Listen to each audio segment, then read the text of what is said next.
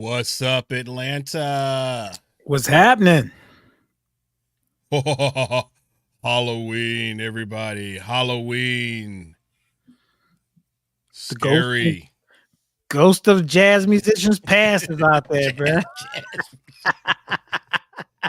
Man, I don't classify as a jazz musician anymore, sir. Sorry. it don't pay well enough for me. That's why that ghost out there, bro. That's what they say. That's what they say. That's what It's they all say. about the music. Come on over. All of man, it has been a strange Halloween because we haven't had any trick-or-treaters. Now, I did not turn my light on, Okay. but we had the niece and nephew over the weekend, Okay. and well, they went out, I guess what they call trunk or treat now. Right. The church. But they went, I'm talking about they went up to Avalon and Alpharetta. They went to they know where the good off stuff a is. shallow. I mean, Yeah. they took them to like four different spots, man, and came home with bags of candy. Oh wow. Bags of candy. So, I'm thinking like, man, if I probably wouldn't want my kids out there now either, because it's just like, I mean, it's not like what, man, we remember when we back in the day, we would be gone half the night. Yeah. Well, we didn't grow up observing Halloween, so we had to turn off the lights. Oh, okay. Yeah. Okay. And that's before turning off the lights was like the sign, right? People still Turn off the lights. light a candle. Bruh, so people would be knocking. I remember one time, bruh, we had a trick happen, bruh. So we in there, we didn't have, knocking on doors. Sorry, we don't have any candy or whatever. So, man, these two little dudes from down the street, bruh. It was late, bruh. They had some firecrackers, bruh. Bruh, aimed it at the door. All you heard was shoom, pow, pow. Right? It was like, oh man, me, Dave, and Don was on 10, bruh. Right? So my mom didn't have no fireworks, man. We had to sneak and get fireworks, right? So, man, we finally was able to coerce somebody at the schools, like, hey, man, bring us some fireworks, right? So I was a senior. I know Dave was like a freshman in high school, right? So Dave said, man, I got some, bruh. I said, bruh, so late at night, bruh, we gonna launch these bad boys. So Dave had the firecrackers. I went and I think I got a lighter from my cousin because we didn't have any lighters and matches and stuff like that, bruh. Right. So, bruh, Dave opens up his hand with these firecrackers in it, bruh. He had like one little firecracker, but the wick was like that short. Dave said, "You light it and I'll throw it." I said, Dave, I got a bad feeling about this, bro. Why don't we just light that bad boy? He said, man, I want to hit that door, man. I want to hit the door like they hit ours, bro. I was like, man, let's just start off just lighting one of these bad boys. Chris, soon as that flame touched the wick, that might go boom. Running. He's like, no. I was like, what if that was in your hand, bro? Shoot. I had a friend of mine that actually did have one go off in his hand. Did it do anything? He was trying to, tore his hand up, man. He was on to the next fireworks though, man. It did. He was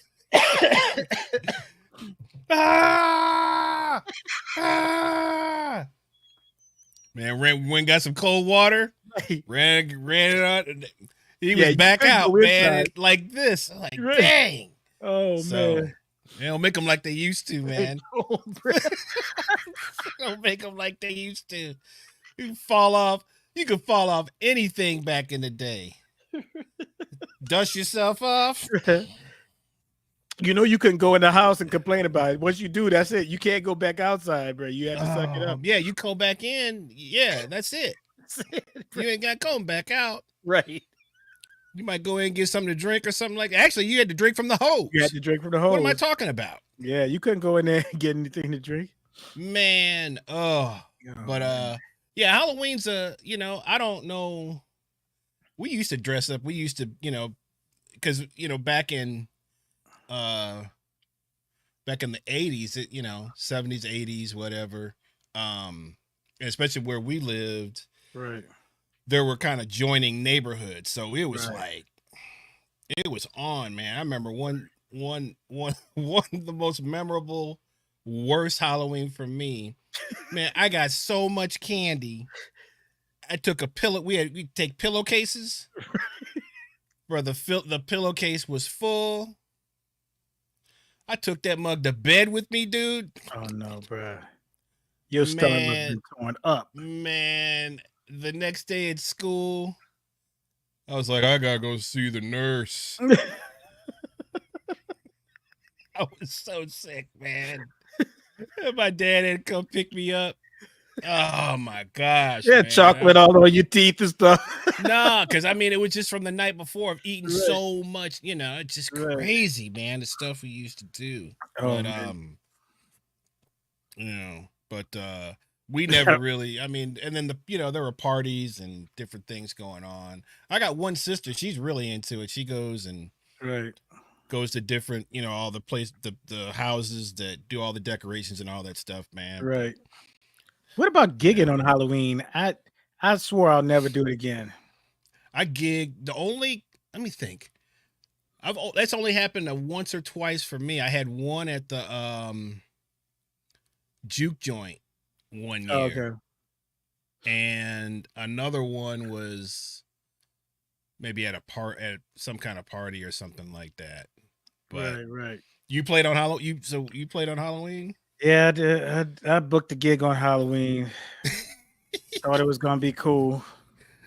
It was on a Sunday too, so I was like, okay, that might be Sunday or Saturday. I was like, I might catch some people. Oh man, whatever. Nothing, bro. Nobody came out, bro. The word. Where were you? Where was this at? Red Light. I did at Red Light Cafe. Oh wow, yeah. Mm-hmm. Nothing, bro. Nah, they're not coming out, man. No, unless there's something, unless it's some kind of like costume party or everybody's gonna be at. The parties are so big now, bro. I mean, I never knew of them being this big. Yeah, the adult Halloween parties. Yeah, I'm like, man, I didn't know I had to compete with that. Yeah, a lot of people dress up. Yeah, I just saw that it's it used to be like $2 million for stuff. Now it's $6 to $8 million for all kind of stuff. It's crazy. For what? For just Halloween parties and costumes, and also putting on, decorations and stuff. Decorations are huge now. Oh man, I saw one house, dude. They had these gigantic inflatable spiders coming out of every window. I was on the way to saw last night going through the neighborhood that I go to get through to Napoleon's over in Tucker, and dude, I was like, how much time? It was like a Chris. It was like, but some people, man, they're into it, man. If you're in the chat, post your craziest Halloween costume.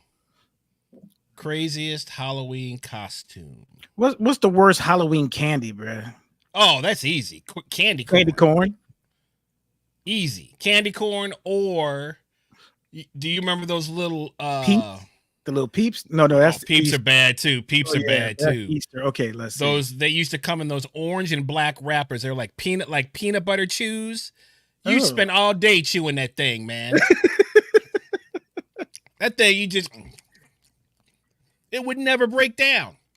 Oh no. Using all your muscles. Let me ask you, is candy corn worse than fruitcake from Christmas? It's on par with that. Yes, circus peanut. Are you talking about circus peanuts? That's my sister Tammy is in the chat. Okay. Circus peanuts. Oh, that's those orange peanuts that look like. Oh my gosh, I've seen that before.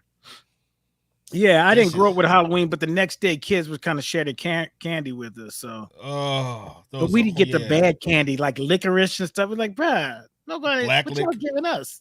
Who man? The black licorice. Black licorice. Black licorice, bro. Yeah, we'd get all the We dud candies, bro. The people come, hey, we got some candy for you. It's like, what is this? Real man, candy corn. butterscotch, them hard butterscotch. Well, I did like the butterscotch candies, bro. Well, you can eat. I mean, but it's like after a while, it's like, ugh. Well, you got to think, man. My grandmother, we didn't have like, if we went to church and they would give you something for your breath or to suck on.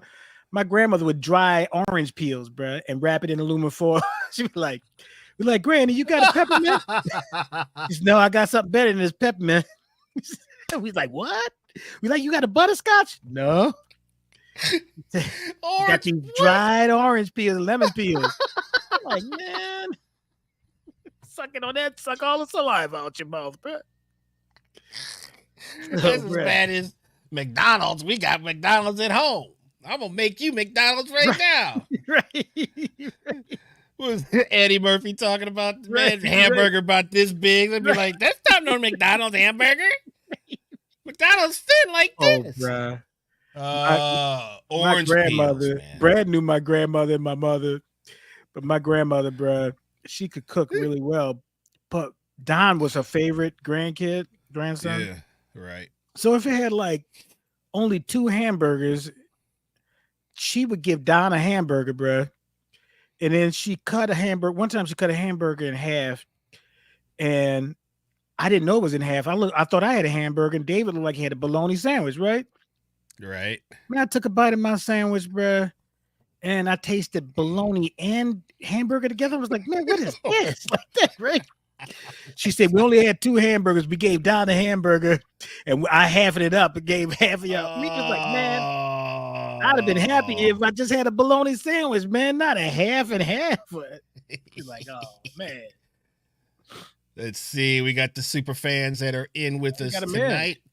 Brian Falgoose says, I'm a Halloween Grinch. Now, is that literally you dressed up like the Grinch, or are you just saying mad at Halloween? I think he's just a Brian's one of the most negative cats, man. I mean, he's always I'm just kidding. I'm totally kidding. Okay, I was about to say. He's one of the most positive. What happened with Halloween with Brian? That's what I want to know. What well, I don't know. He just said he was a Halloween Grinch. So yeah. I don't know. He had to explain that one. We got the Pod Horser here. He says, what's up? Happy Halloween. You said something about Mark. Are you guys too old to go to parties? Is that why you're home watching the stream? Brian said nothing happened, just don't like it. Yeah, okay. All right. I'm glad I didn't grow up with Halloween because it's a business now. What's up, Brad? It is a business. It is. And tomorrow, Christmas stuff gonna be up. Actually, I saw some Christmas stuff up last week somewhere. Really? Yes. All holidays are a business. Glad I didn't get into the commercialism of Christmas either, bro. Man, that's some money. Totally, man. I knew some cats would break up with their girlfriends before Christmas, bro. Then after Valentine's that's so Day, cold. Yeah, it's cold, man. Get back after New Year's. Valentine's Day and get back in with them, bro. You know, get back in. Man, the worst is when you have somebody whose birthday is in December and you got to hit them with Christmas. Right. That's the worst. Golly. Right. That's the worst. The Pod Horser says, partied on Saturday night. Tonight is laundry night.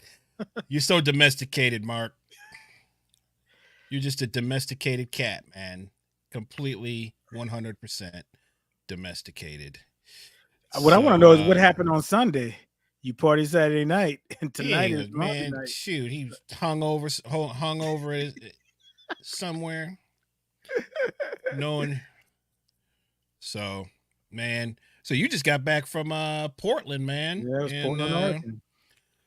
Playing out in Portland with our great friend and great vocalist Carla Harris, who is from that area. So did a couple of concerts out there. How did that go? It went really well. You know, you never know when you grab musicians from another region. And, you know, I don't think regular people can understand how much of a language it really is. You know, how you're trusting the whole thing into people doing their homework, and also to see if they're gonna pick up the vibe and stuff like that. But I was pretty surprised, man. The cats did their homework and it went well, you know. So, you know, that's you, sometimes you have to think about, if I'm like the MD or I know the songs, will I really be able to settle in and play because I'm monitoring, you know? Yeah, right. You know, Of you've course. done it before. You're Yes. MD in your own right, but you can't really settle in and play if you're trying to figure out how to tell people where stuff is and stuff like that, you know. Right. So I was able to settle in and play for the most part and do my job and support Carla. So that was good. Cool. It's always good to get out of town too, man. It is. And Portland's a beautiful part of the country. My nephew and my oldest sister live out there, and they love it, man. So yeah, especially the so beach. yeah. You don't think about the beach is not that far away that you can go to. You know, it's a different place. Yeah, it's a beautiful, really great place. Got a lot of weird stuff happening in Portland too. Well, what do you define as weird? Okay, so check this out. So I got in. John Carla's husband said, "Hey man, I didn't want to disturb you, but last night they had a rock band jam session and wrestling." I was like, dude, I would have totally been into that. Totally been into that. I would just like, man, let's go. Right. And he was like, well, I got to see if they're going to do it again. And so Saturday we had like a little gig. I was trying to get it in before that gig, but we couldn't make it happen, bro. But it's just like stuff like that, you know, or like a bikini coffee shop, bro. Wow. Bikini coffee shop. Yeah. Okay. And they had long lines out there. And then this place called Voodoo Donuts. We wanted to check that out, but the line was I've heard of that. Yeah. Right. Yeah. Just a lot of weird stuff. But I wanted to hear the rock band jam session and wrestling, bro. Well, Kevin Scott, bass player, he and another cat, great drummer Zach Danziger, they do they dress up as wrestlers. Oh, really? And play. Man, it's incredible. Dude, I wonder if they were going to be at that place. Man, I got to send you this stuff because they got like a whole like all the visual stuff with like they pick, I guess, an iconic, you know, Ric Flair or whoever, and they have stuff triggered into the it's incredible. It's called Wednesday Night Titans, man. Look it up. I gotta look it up for sure. So I'm giving them a free plug because it's just so cool. It's so happening. Right. But Wednesday Night Titans, man. So you would definitely dig that, man. Man. And that's in Portland. That's in Portland too. No, they're all. I mean, they tour. Sometimes they're all over. I mean, I think they do like, you know, they might not be out for any long, but when they get a string of dates and stuff, they'll post them. They'll be out, man, for a couple of weeks or something like that. Right. So, but well, that's cool, man. What about yourself? What'd you do on the weekend? I played Sunday. I played with Dr. Dwight Andrews and our great friend and friend of the show, the great Kathleen Bertrand, who we haven't had back since the tragic happenings of her home being burned down the night that we actually filmed our episode. But it was great to see her. It's great to see Dwight. I haven't seen Dwight in a while. And so we played at the Madison Morgan Cultural Center, which is in Madison, Georgia. Oh, okay, cool. Yeah, not far from kind of on the way to Lake Oconee. Yeah, you could hit 20 or 78 or something. Yeah, 20. And so Madison is, you know, it's just one of those just small southern towns that it's like, I don't know about this, but yeah. You know, and on the way back, man, I saw some cotton fields, so I was definitely like, I'm out of here. Keep going. But keep going. The Cultural Center, I wasn't really in the mood to kind of go through it because I kind of saw a couple of people. I was like, I don't think I want to kind of deal with this right now. But they were celebrating an artist by the name of Benny Andrews, which look him up. It's some really interesting African American artist that did some really interesting work. So it was a celebration of him. So we played basically, I guess what you would call, I've never really, I get the term, and I've heard other people say, but I guess it's more sacred jazz, right? So, right.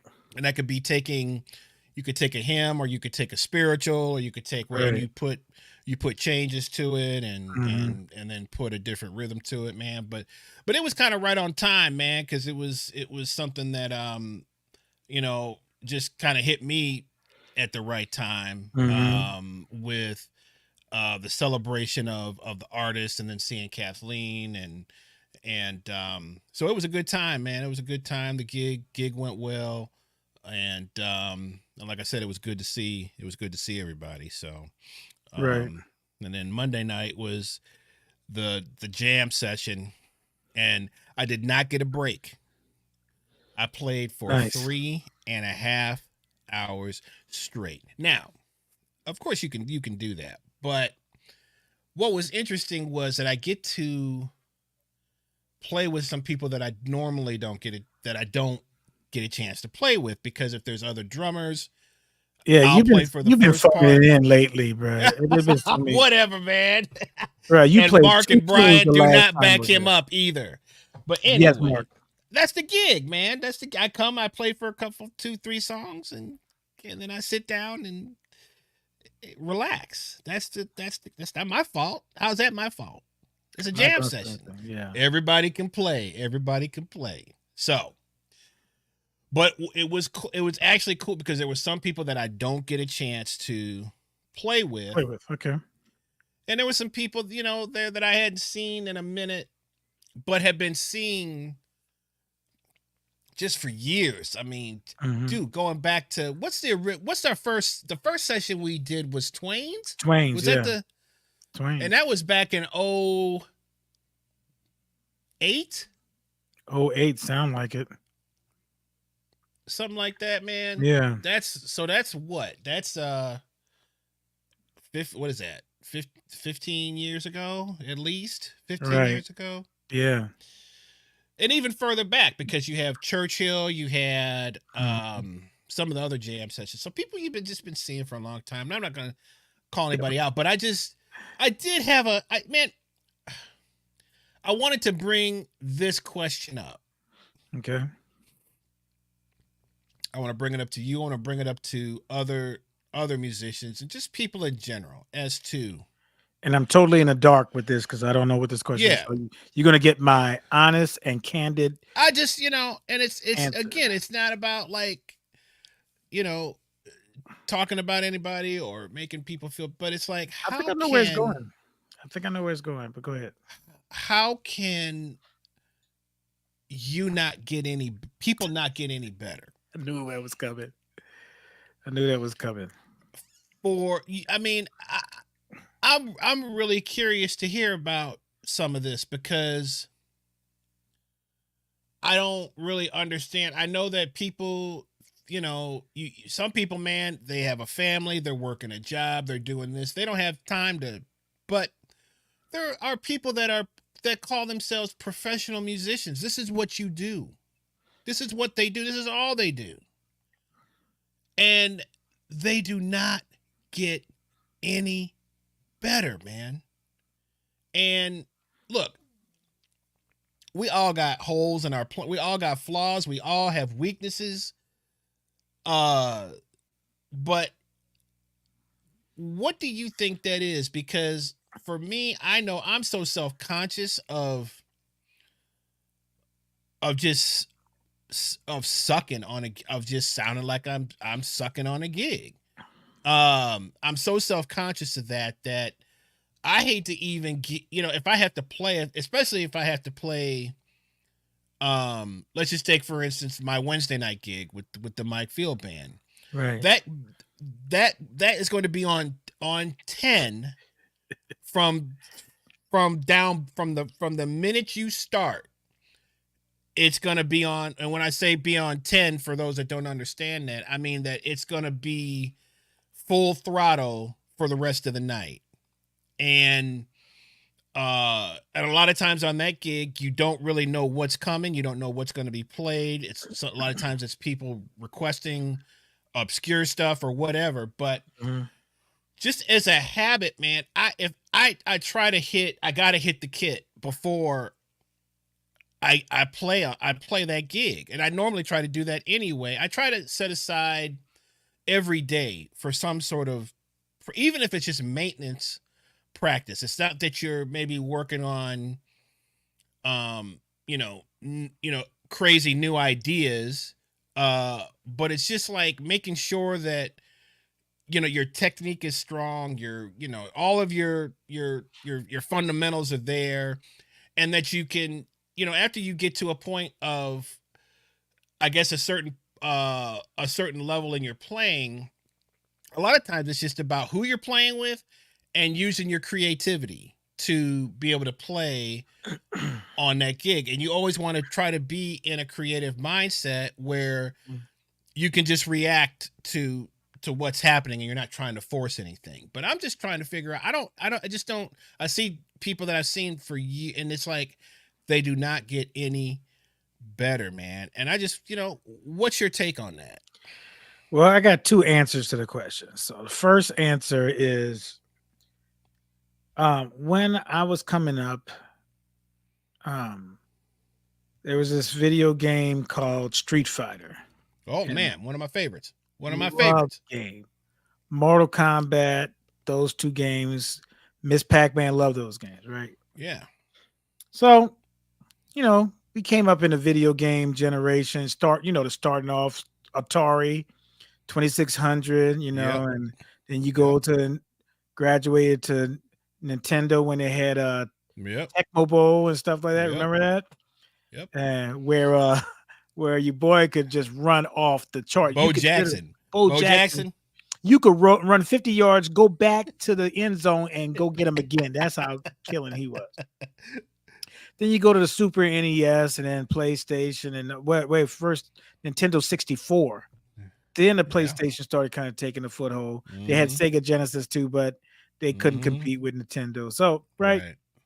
So I remember, being very competitive with my brothers in that game. Actually, I was better than Don, I would say, and Dave was good, but I could take Dave to the limit.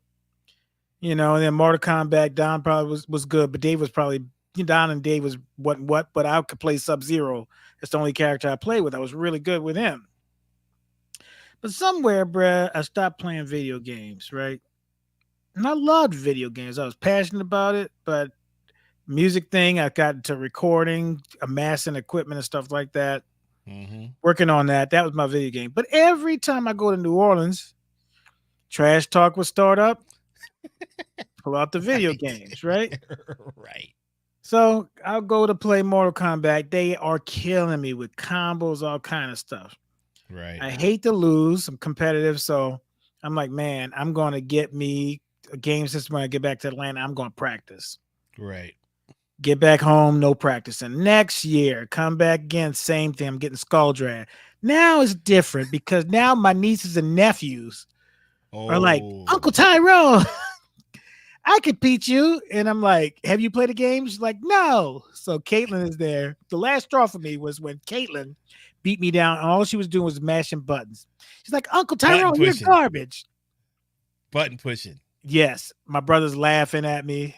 I was, man, I ain't never playing this anymore. Right.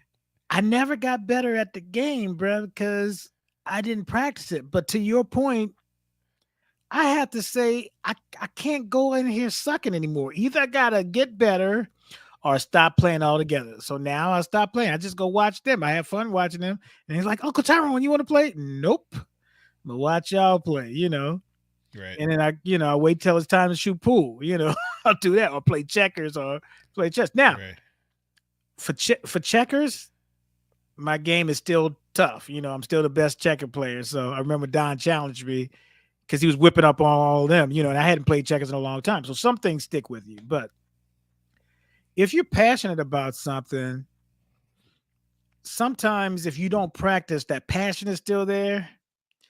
And when you get on that bandstand, you're like, man, I forgot about this. But me, myself personally, I couldn't go up there if I sucked, man. It'd be like that scene from Denzel when he went "Bum, ba, da, da, da," in More Better Blues and couldn't play anymore. He had to walk off the stage, and that was it for him, bro. He's like, no, that's it. But there's some people, Chris, when I thought about the pandemic, they didn't shed during the pandemic. And these are That's world-class insane musicians. to me. That's insane to It me. was, when we came back, we were chomping at the bit to play, try out all our new stuff, Right. man. Right. And a matter of fact, a friend of ours, when he heard us play, he's like, man, y'all must have been shedding like uh, crazy during the pandemic, which we were, right? Because we took a jump in our playing, if anybody could believe that, but that happened, Right. right? Right. But another person who's an incredible musician, this person did not practice at all. And I asked him, I said, what'd you work on? He's like, nothing. I was like, what? He's like, I didn't have any gigs. So I did the opposite way. I didn't practice anything. I was like, wait, you mean to say you practice when you have a gig? He's like, yeah, when gigs come up, that's when I'm practicing. I Mm. could not understand that thinking, but apparently, Mm. there's people out there like that. So maybe their passion has gone somewhere else and they thought maybe they can come back in and pick up where they left off at. But Right. I don't understand it either. I stopped playing video games, bro. I love Street Fighter. Right. Stop playing it. Madden, used to love Madden, bro. Man, these Mm-hmm. kids would eat me alive if I came back with Madden, Mm-hmm. bro. Mm-hmm. I couldn't do it. So, but okay, so you said something about, which I think is one of the key words, which is passion, Yeah. which means you have to do that. I Yeah. guess, and for I don't know what, I guess maybe that means different things to different people. It's like a burning that you have inside, right? It's like something you have your emotions involved in it. You have your life wrapped up in it. I mean, I'm supposed that I'll always do music. I don't know what would change. You think about these athletes. They said that when they retire, the thing that they miss is just the camaraderie, being with the fellas, Mm, stuff like that. mm, They hated yeah, training camp at the that point. routine, right? Yeah. Yeah. Mm-hmm. But just being Mm-hmm. there, hearing the crowd, be on top of the world, being around cats and stuff like that. Right. So they get put out to pasture quicker than we do. I mean, you can play, um, uh, Instrument a long time, man. yeah. I mean, Sonny athletics Rollins is, is 94 years old or something, right? He's still playing. so that's kind of, I guess that's kind of my point is, well, you said passion. If you're passionate about something, I got something that I think is even better than passion, What's that? and that's just fear of sucking. Because if you have the true fear of sucking, Yeah, fear could be a great motivator. you will work on what you need to work on. Now, if you don't, like, I guess the term autopilot would, and I went through a period where I was on autopilot because I was playing the same kind of thing all the time. Mm-hmm. So I knew what I needed to survive in that. But it wasn't to say that I didn't work on anything, but I didn't work on stuff as much because I knew what I needed to be able to function within that situation. So I kind of went on autopilot. I think that's what happens to a lot of guys. I think they get into a certain niche. You're playing with a lot of times you're playing with the same cats. You're playing with, the same guys. So you kind of know where that I guess that point of I only have to be this good to do whatever it is that I'm doing. And I understand that. I understand that, like, from a Can um Can I ask you a question? okay, what's that? Maybe the person that you heard 15 years ago sucked back then, but you grew. You didn't know that they sucked. So maybe they sounded bad all them years. You just didn't know. Maybe you're comparing to what was in your head that they sounded like and not what they actually sounded like. I don't think so.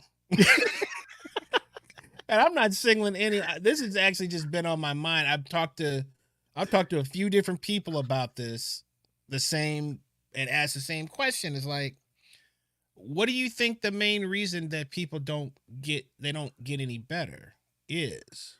I've asked I've talked to several different people. So maybe they don't have that gene, that fear gene that you have. Maybe they don't have that. Yeah, but is it? That's just. I mean, I'm half kidding when I say that, but that is kind of true. It's like, uh, it's almost like the Michael Jordan thing. If anybody ever watched the Michael Jordan, the Bulls documentary, he would have to physically make up stuff in his head. Right. To, you know what I mean? And I'm not comparing myself to Michael Jordan at all. I'm just saying. I'm saying that the mindset. From the Chicago area too. You might be. Whatever, man. I'm saying that if your mindset in terms of wanting to you do have to trick yourself into believing that you're not great. You're not good at all. You have to keep that same mentality, which is, I guess that's really, I think, but I mean, if you're working, whether you figure that out or not, other people should be able to say, oh, this person's gotten better, right? I don't think we're cognizant of how much better we've gotten because we're harder on ourselves than anybody else. You know what I'm saying?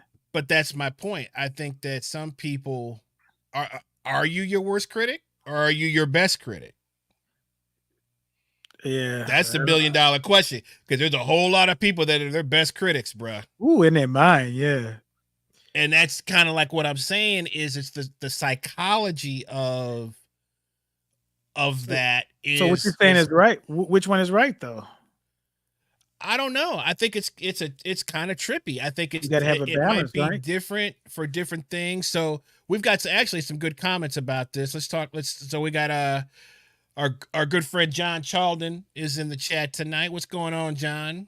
Chalden. And he says that sometimes we are driven by our subtleties versus chops.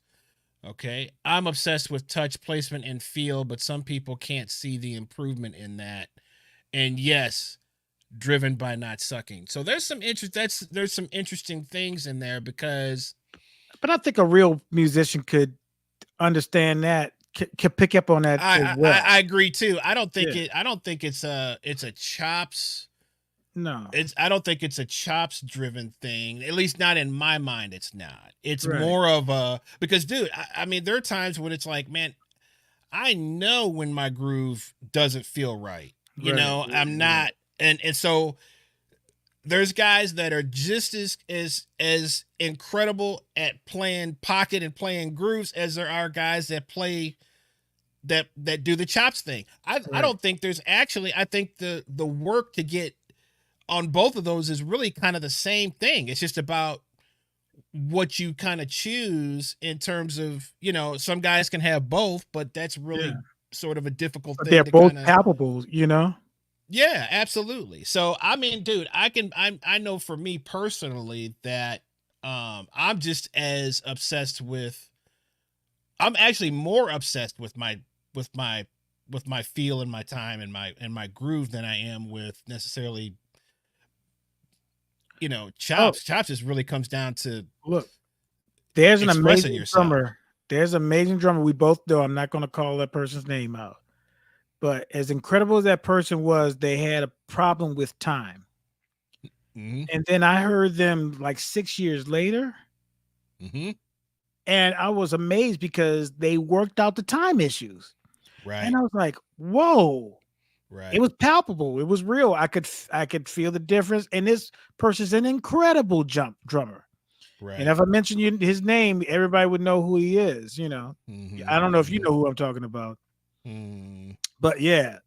Mm-hmm. So I mean, so yeah, so there's a lot, there's a lot there, John. I mean, But regular I mean, people, but regular when you say people will gauge you by chops. Regular people will. yeah, Yeah. right. I think and I think that's another sort of dilemma or sort of what's the word epidemic is Right. that especially now in 2023 it's almost like the drummer is is more about the chops thing than playing a groove or playing the song. I got a You theory know, about that too. we'll talk about that's a whole nother show. Yeah, I All got right. get you So that. let's talk about so we got another comment from another great friend, great drummer Robert Boone, who's in the chat with us. Oh, the And drummers didn't come to the jam session, but they come into the chat room. hit him low. Hit him low. He's probably But out of town or something. I don't Robert know. says, I think part of it is watching folks who can't play as well as you succeed in the business for reasons other than what they sound like. Mm. Interesting. Why practice if they don't have it or have to and they're in a better position? Just something I've heard said before. So that's interesting. Yeah, What I do you think mean about that's that? huh. I I wonder if I think about that. I mean, I hate on people sometimes. I'm like, man, this cat fooling everybody, right? It happens a lot. Right. But I don't It think it I say, well, we didn't we bring up a conversation? Is it all worth it? We talked about that, right? Is it all worth it? yeah, So, but that's where your passion jumps in too. Is like you don't give a care what people think is worth it, you know? right. Well, this is why it even, I mean, we could go really deep with this one, but it's like you don't really focus on what other people are doing. You try to focus on yourself, Right. which is almost impossible to do now Right. because if you're if you're on social media, man, it's going to pull you in on some level because it can't help but because you're constantly seeing things that other guys are doing, which can be a positive, but it can also be a negative. Well, But go ahead, go ahead. to his point, I think the first part of what he says though is pretty powerful because he says I think part of it is watching folks who can't play as well as you succeed in the business for reasons other than what they sound like. That's a profound statement. And that's something that I know a lot of cats uh talk about and have to kind of deal with because there are other factors as to why someone may be successful and someone may not be successful. Well, Whatever success is to that individual, I think that in whatever your occupation is, you want to be successful. You have dreams, right? And I think Mm-hmm. I don't know about you, but when I was coming up, it's like, man, I want to win a Grammy. I'm gonna do this. I'm gonna blah blah blah blah. Right. Then once you get into like Robert is saying the business, you find out what that is.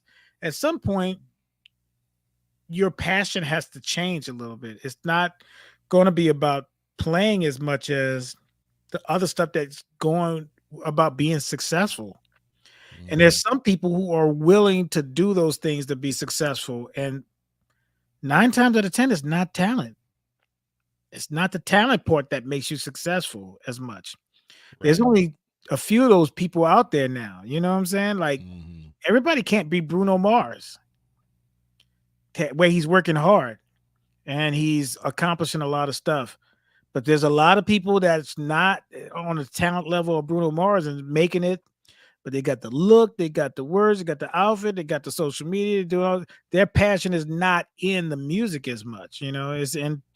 So at some point, get into this thing, you have to have reconcile your dreams with what reality is. Your dreams might Mm-hmm. be, hey man, I'm gonna make it big and I'm gonna practice Mm-hmm. hard and do all this kind of stuff. And I love music.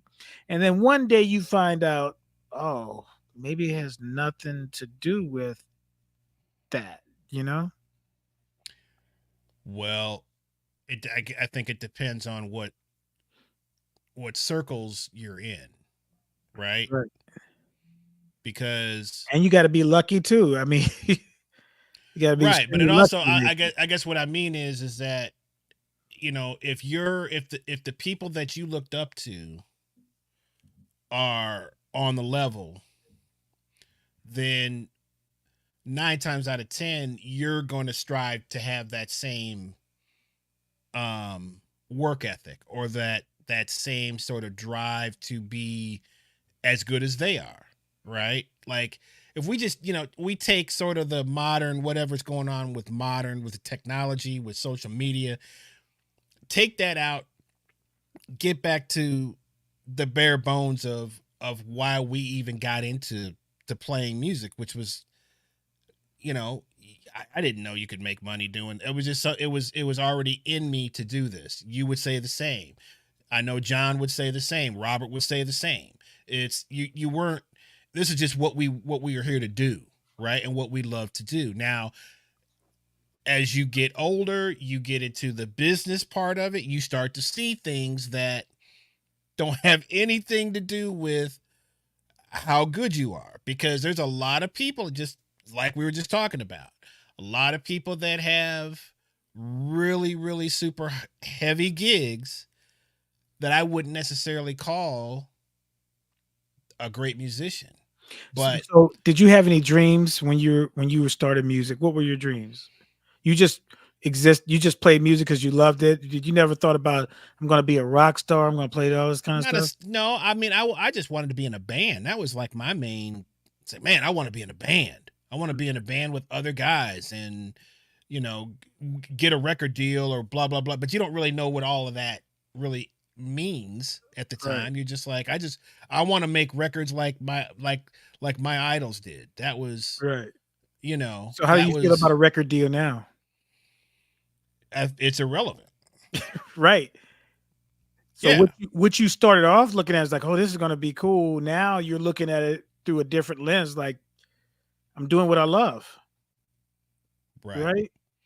Which gets back to guys being, does when it becomes a job, Right. right? Which it is. This is how everybody makes a living. You make your Right. living through your craft or whatever. Right. But again, does it there look, some things you definitely know you're on the clock, Right. okay? We talk Right. about that all the time. Right. There are certain things where you feel like you're definitely on the clock. uh you have to find other things to balance that out. Otherwise, it's yeah, right, that's what's going to start to weigh on you, I feel Right. like, as and it's not that you're not still doing things that are successful in terms of making you or financial gain or whatever, but there are certain cats I know that all they do is they chase a dollar, Right. almost to a point of where everything else is like out the window. It's just about what it pays, and that's their choice. If But that's what they want to. you don't believe that that the music that you're creating, that you're recording, you would love for people to appreciate that music. Like, I mean, in abundance. Like, you create music and you're like, man, this is my soul, is my heart. I would want you to take this, to love this. Well, Like, I if know, you but got recognition right now for something that you put out and you won a Grammy for it, you'd be crying on stage because, like, I never believed this was going to happen because I poured my heart into this and I didn't think you guys were looking for this, you know? mhm. How would you feel about that, bro? If, like, and on the flip side, you're creating music, and then, like, to Robert's point, you see somebody who's not passionate about the music, and then they make it, and you like, you could be deflated, you know? You could be like, wow. Oh man, I mean, but that happens, I think, a lot. Like, I mean, Right.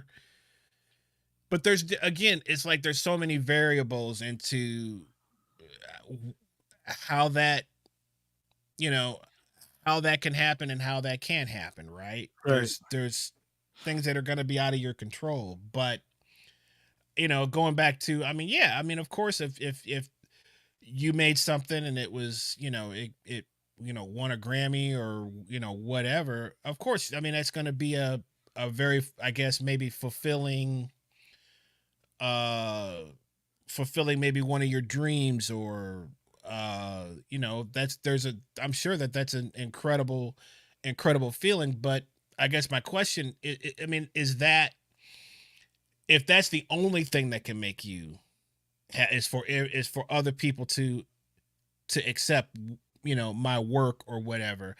A lot of the stuff that I like personally, it's not for everybody. I know that's not, because that's the nature of what that type of music is, you know. Well, sometimes people won't appreciate it until after you're gone. Like, for instance, J.S. Bach. People think Bach was like popular in his day. He wasn't. He was on a cusp of a new era coming in. Like his own sons, Carl CPE Bach, said, they said, "What do you think about your dad's music?" He's like, "If you like that sort of thing, it's good." But they were moving into a different period of time. But you know, Bach got famous after Felix Mendelssohn started playing. And they were like, "What are you warming up on?" They had forgotten about his music. He's like, this Johann Sebastian Bach, he was the guy. And then other people later on. Same thing with Scott Joplin. You know, the people got hip to him. They were way better swing what's the name of that style? I want to say stride, but it's not. What's the name of that style of piano playing that Scott Joplin played? I'm drawing a blank. It's crazy. I know. You're hitting that age. It's over, man. You're going to start forgetting stuff left and right, bro. You're going to start forgetting stuff left and right. It's hard, bro. But anyway, he wasn't a man in his day, but, you know, maybe ragtime. Thank you, Brian. Oh, my goodness. Wow. I need to start getting some Prevagen. Where you from, man? Where you from? Well, ragtime really wasn't in New Orleans like talking about. Should have known that. Rag freaking time. Yes. But anyway, okay, you got next one. You got Brad. What did Brad say here? Hang on, no, we're gonna bring up Mace's comment. So, great friend Mace Hibbard. He won a Grammy already. He don't count. Yeah, you know, he's on the road with Lyle Lovett and all kinds of stuff like that. My dreams have changed. Honestly, now I just want to play good music. Now, people I like being around. That's how Mace talks. So yeah. Okay. Well, he does, though. That's a passionate statement. He does, and I, you know, I think I would subscribe a lot to that as well. You know, but I like what he said. My dreams have changed. It was once a dream, right? Right. But now he just wants to play good music with people I like being around. So that means he's not going to play with. He's not going to play bad music with people he don't like being around. But I mean, I think that people, you know, age, experience because look, man, there's a lot of stuff that we've done that has paid really well. And it was not a good experience. Well, I wonder if Mace could come on there and comment. Did he practice during the pandemic?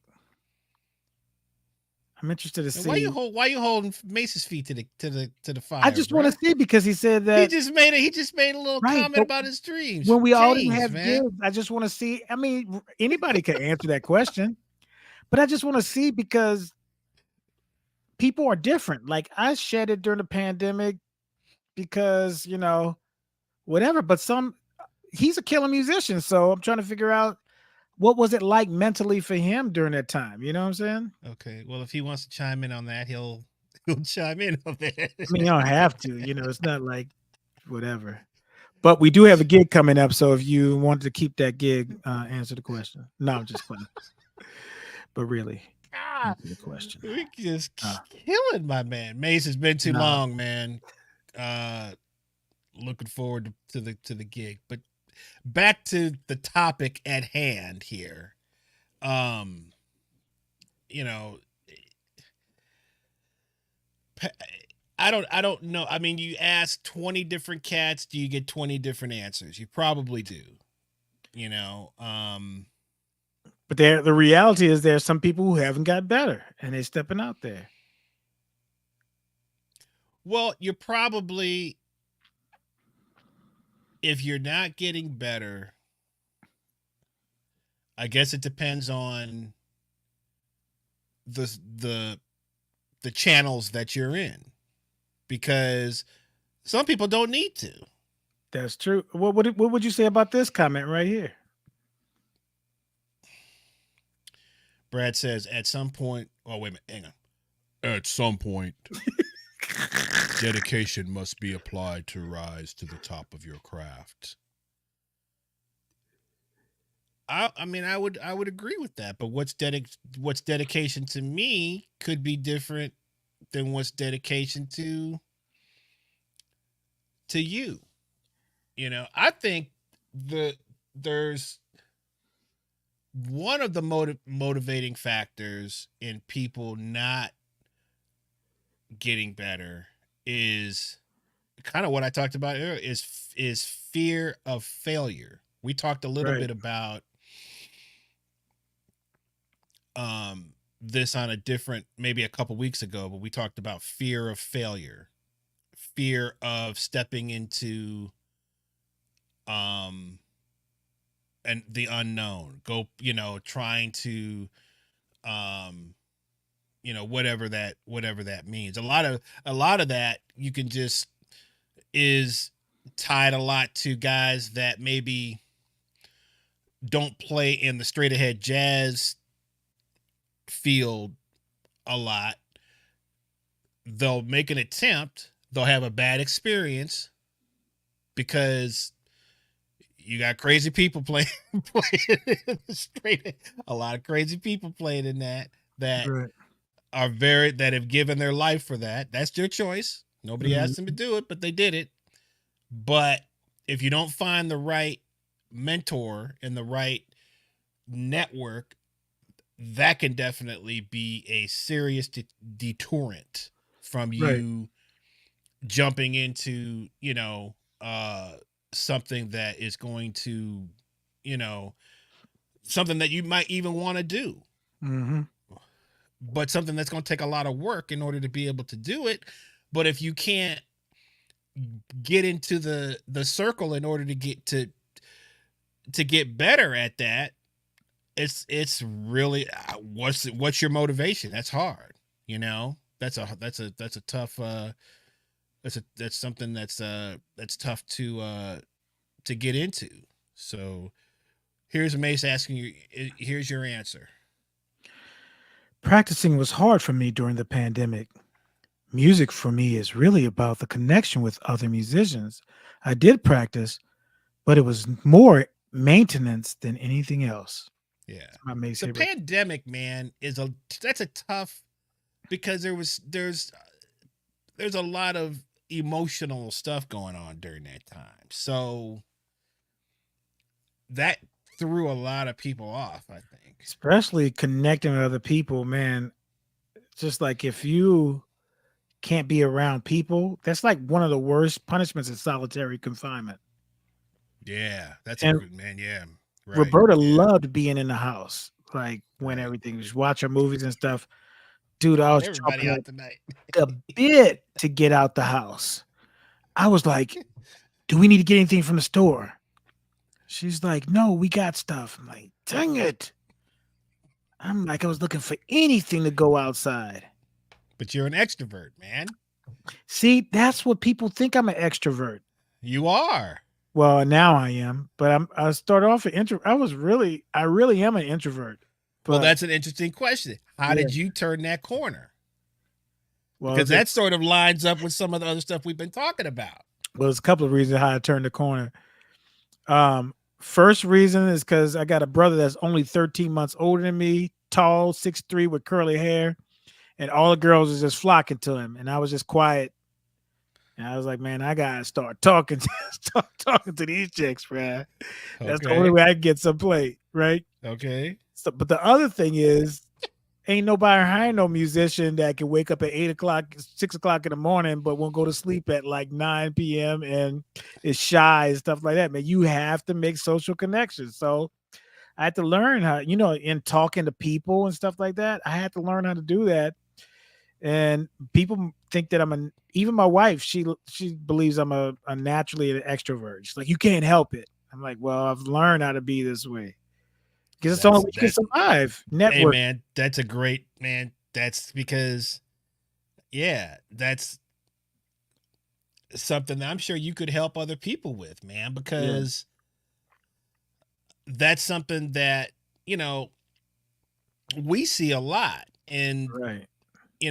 Just in our circle, of seeing some guys that like, man, this dude comes, he doesn't say anything. Right. He don't talk to no. It's like, why are you even here? Right. But just as you said, that's something that you kind of figured that out through, okay, number one, seeing your brother's success, and Right. then just connecting the dots in terms Right. of, the music thing, which, for me, it's, I wouldn't say that I'm necessarily I'm kind of in between. I'm kind of like, Right. I'm cool with, being alone by myself, working on whatever, Right. but I'm also like to be the life of the party sometimes. So Right. it's like, I've kind of found a balance, but I mean, I don't feel like, especially like on certain, I was like, man, I'm not the one that's going to be out talking to everybody. And, I'll talk to who I'm comfortable talking with if I've built sort of a rapport with that person. But I see you, man, you'll walk through the crowd to talk to hey, what's going, you talk to everybody, man. Yeah. And I'm like, man, I wish I could do that, but it's just not, it is just not who I am, Well, man. man, case in point, we were out in Portland, Oregon, man, after the gig, either it's funny because either you want to hang out with the cats you just played with, or you want to just go back to the crib or the hotel, whatever, right? So, man, that was one of those nights. It was the last night of the gigs tour, or whatever you want to call it. And I was like, man, I'd be happy with just going back to the hotel, So, well, Right. these people, they open up their homes, blah blah blah. End up going out with one of the guys who's on the arts council and wants us to come back. Now, if I didn't go out, we wouldn't have made that connection, Right. So, you'll miss some great connections just not, interacting. But that's not the topic at hand. But No, but yeah, that still kind of gets us into, I feel, man, it's a little bit of the same thing, because right, that networking thing is just right, as important. right. Who's to And say that's, the person fell off and stopped networking, not stopped socializing, and then 15 years later they come to the jam session to play, and now they're out of the loop, Maybe that's it too. Maybe the camaraderie, that person or those people are not there to be in a position to get better with their friends, whereas their friends are getting better. I remember Ellis told me something because I was going to be I was a music ed major, right? But he allowed me to be with the jazz department even though I wasn't a jazz major. I was in a combo, whatever, and just picking up stuff. So he saw something in me to do that. Normally, you have to be a liberal arts major or ed major, and those two didn't cross paths, right? Which is kind of sad that your educators won't learn how to really improvise, whatever. But that's another story for another day. But anyway, he told me, he said, Jackson, he said, if you really want to play jazz piano, he said, you're going to have to, as a teacher, you're going to have to do your teacher stuff, which is going to be a lot. And then you got to keep up with the other cats who are doing it full time. And he says, how do I know this? He said, I was a teacher. I was a music ed major. He's like, after I tucked the kids in, I had to go out, play my gigs, wake up the morning, get some coffee, and go teach. But I had to always keep up with what was going on, what the innovations were, what was new. Horace Silver came along. I had to start learning how to play like Horace Silver. But if I had just stayed at the crib and done my teaching job, I would have not kept up with all those innovations that was happening. Man, man. So I mean, that I know is a tough is tough for a lot of people because, excuse me, a lot of people that we know that, man, they're teaching full freaking time, and they wish they could be like us. That's true. A lot of them say, man, I wish I could just practice, do all this kind of stuff and go do gigs and stuff. And some of them try to do gigs, but they're not keeping up with the new stuff that's going on. Like, I mean, think about it, bro. The mixed meter craze. When did that happen? Or, you know, I don't know, because I've been listening to Rush since I was in 6th grade. right. But like 5 is the new 4. 7 is the new 4 now. You know what I'm saying? I got lucky on that. Think about these educators, bro, who's been teaching for 10, 15, 20 years. And then all of a sudden they got to jump right. They got to jump right in, you know? Right. Yeah. Yeah. I mean, I guess there's cats that, to sort of phrase it a different way, there's guys that are already so freaking good, right, that they may not necessarily like practice, right, but they're playing all the time. Right. Either they're doing sessions or they're playing, they're playing live. So that sort of becomes when you're that busy, right, it sort of becomes your practice in a way. You're in it, you're in it. So, and getting into playing shape. I heard Damian Lillard say this. He was like, "Yeah, man, he scored 39 points the first game, and the second game he played, he scored 6." And he's like, "Man, that was a back-to-back. I had to get into playing shape." So when you're playing those 82 games, man, by the end of it, man, you're just like, you could do anything, but you get off of it. Drumming is such a physical instrument that 2 weeks off. What do you sound like, Chris, after not playing 2 weeks? It depends, man, because sometimes you need to take a break. Oh yeah, the freshness of that. But I'm talking about like 2 weeks. Yeah, if I have it, I mean, I can't remember a time when I've really ever gone that long, but I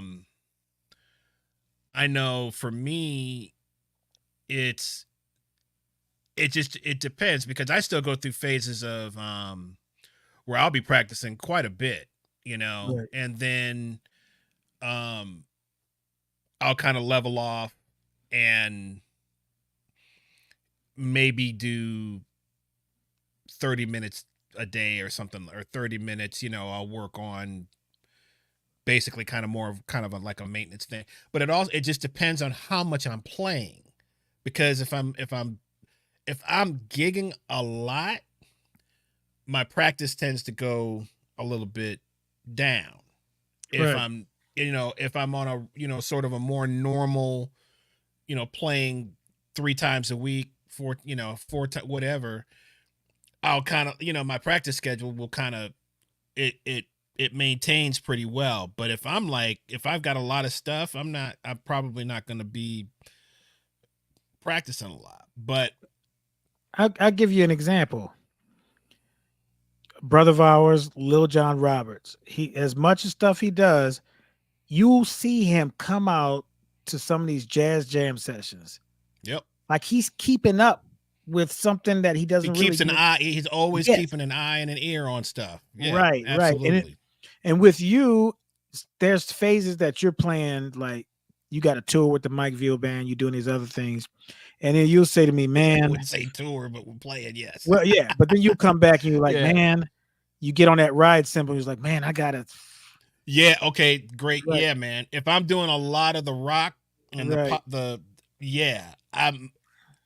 because I've talked to you about that, right? Like, and then I'll end up just by not having been able to get to anything that has to do with the jazz thing, right? And I'm, and I learned this from actually our great friend Kenny Banks Sr. Okay, so, because that cat is like 24/7 something. He's got the church stuff he's doing. He's doing Live, other right. stuff. Yeah. So he would get into these situations where all of a sudden he's on some straight ahead gig, Right. right? Right. And he's like, oh, you know how Kenny is, Right. man. Right. He's like, man, but what he would do was he would just try to listen to as much On the way to the game. on the way, either on the way or that day or Right. whatever, so he could at least get the language like that. Right. Right. Right. Hear that language back in his head. I learned, and that was actually a pretty cool thing, because if I'm in that situation, I'll do the same. I'll just turn on. I'll just listen to Blake. I'll listen to all my stuff, like, and that will kind of like start to kind Right. of put the puzzle kind of back together, and then just I'll play as simply as possible, man. I Right. won't be trying to get in there with you. I won't be trying to get in there with anybody. I'm just gonna kind of like That's what you'll say. He's like, hey, bro, I just had to concentrate on this, bro. I'll keep it going, man. But yeah, I mean, as busy as John is, he's always finding, you know, a way to stay current with everything, Right. you know, Right. including the jazz stuff, you know, which I think goes back to that, you know, I'm not sure. I mean, just having that passion, you know, of wanting to not only keep your thing up, but also hear what other cats are doing, you know? And, I mean, of course, you know, we just don't have the places to do that anymore, man. You could, on one night, you could go to 4 or 5 different after places. your session is over with, you can go, man, that doesn't exist. I miss that too. I mean, but that's I think inspiration is, yeah, of course you can get inspired listening to a record or listening to but it's really going to be, I always say this, man, you're really going to be influenced by the people that you see on a regular basis, because those are the people that you tangibly can see, can talk to, you get the feel of what's going on. Those are the people that are going to influence you more than, you know, so-and-so influence you from a record. I mean, that's just my opinion on that. But you know, you hit up on a great point.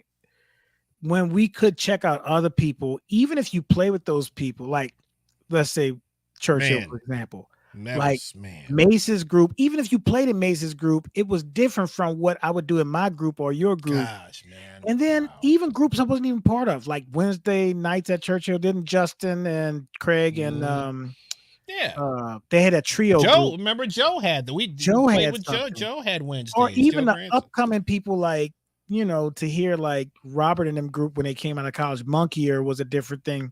Just to hear that was like, oh man, I want to, you know, I gotta stay current. I gotta stay up on these things. Yeah. And for some reason, you know, just hearing those cats have their own identity and their own gigs, we don't have enough of that anymore. No, you don't. Man. So, well, shout out to Balls of Theater. You're going to have yours on the 19th. We'll talk about that later. But yeah, we'll talk about that later. Right. That's an opportunity for, I don't know what to expect. And I'm playing with it. And I'm excited about it because I'm like, all right, Chris gets to play whatever he wants to play. And I want to be a part of that. It might be something I'm not used to listening to. So I can't wait. But to your earlier point, what you said about Kenny Banks Sr. saying that he just flooded his brain. I don't know if you remember, maybe it was 3 or 4 weeks ago. We didn't get the songs for church, and the music minister said, "Yeah, man, I'll just call stuff you know." And bro, I didn't listen to anything, bro. Right. That Sunday, I was struggling like a mug, bro. You were like, "Hey, bro, you can't play a 2-5-1, bro. You gotta play this thing." And I was like, "Bro, I made a fatal mistake of not putting the stuff in my head. I should have listened to something." But that's hard because it's not like, see, we haven't been doing that long, right? So some of that stuff is I think that is another great point. Is you know, with like, let's just say, for instance, standards or what, you know, if we're playing, right. We basically kind of know pretty much, you know, last night I'm directing these Right. guys because I know the tunes. Right. Right. Like, Right. I can, I've got to that point to where it's like, yeah, I know these things kind of backwards and forwards. But Right. if you don't, especially like if you don't know, like I'm still trying to connect titles to or like the names of some of those songs. Like, I You mean, know, the that's the minute you hardest hear it, thing. that's the hardest thing. The People minute don't you know. hear it, you're like, oh yeah, okay. Which, Right. It's like when you're getting ready to play a show and you crammed and learned all the songs and stuff. The number one thing that throws you off is the title of the song. right. Let's play Get With It. You're like, Get With It. Which one is that one? Which one is that? Right. You go, bah, bah, bah. Oh, yeah, yeah, yeah. Yep. You put these little identifiers on it. So, Right. Right. But that's I think being comfortable, being familiarity Yeah. with certain things, I don't know. This is just, a discussion about this particular topic, but I think that at the end of the day, some of it has to do with, you have your sort of comfort zone area things, Mhm. but then you have to have some not so comfort zone areas that keep you on your toes, so to speak, that make you, it's just the same thing as, my father-in-law he does these crossword puzzles. Right. He's constantly trying to exercise that part that's making him think about something. I Right. think that's an important thing for musicians or artists or whoever, is that you have to have something that you're not comfortable with in Right. order to keep you honest, because it keeps you honest, man, um about where you really are and what you need to work on and what you don't need to kind of work on, you Yeah. know Yeah. um I it's got a question for something on you. okay. So let's say somebody after sitting in and they know that they don't sound better than they used to and they say, Mm.